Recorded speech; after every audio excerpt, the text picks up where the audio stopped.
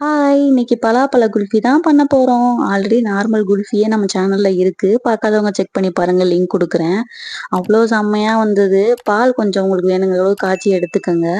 பலாப்பழத்துல கொஞ்சம் பால ஊத்தி நல்லா மையா அரைச்சு எடுத்துக்கலாம். மிச்சம் இருக்கிற பாலுல ஒயிட் சுகர் போட்டு நல்லா அது மெல்ட் ஆகவும், அரைச்ச பலாப்பழத்த அந்த பால்ல தூக்கி ஊத்திட்டு நல்லா மிக்ஸ் பண்ணிக்கங்க.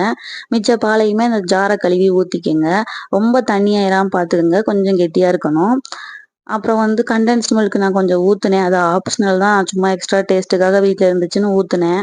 நல்லா மிக்ஸ் பண்ணிட்டு, பாதாமும், முந்திரியும் குட்டி குட்டியா கட் பண்ணியோ, தட்டியோ சேர்த்துக்கங்க. எக்ஸ்ட்ரா ஃப்ளேவர் குடுக்கும். செம்மையா இருக்கும் அது.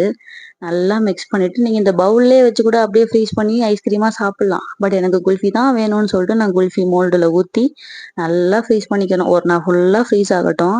நல்லா ஃப்ரீஸ் ஆனதுக்கப்புறம் எடுத்தீங்கன்னு வச்சுக்கோங்களேன், அம்புட்டு அழகா வந்திருந்தது. செம்மையா இருந்ததுங்க. ஒரு மாரி கிரீமியா டேஸ்ட் அவ்வளோ நல்லா இருந்தது. கண்டிப்பா ட்ரை பண்ணி பார்த்துட்டு எப்படி இருக்குன்னு சொல்லுங்க. Thank you.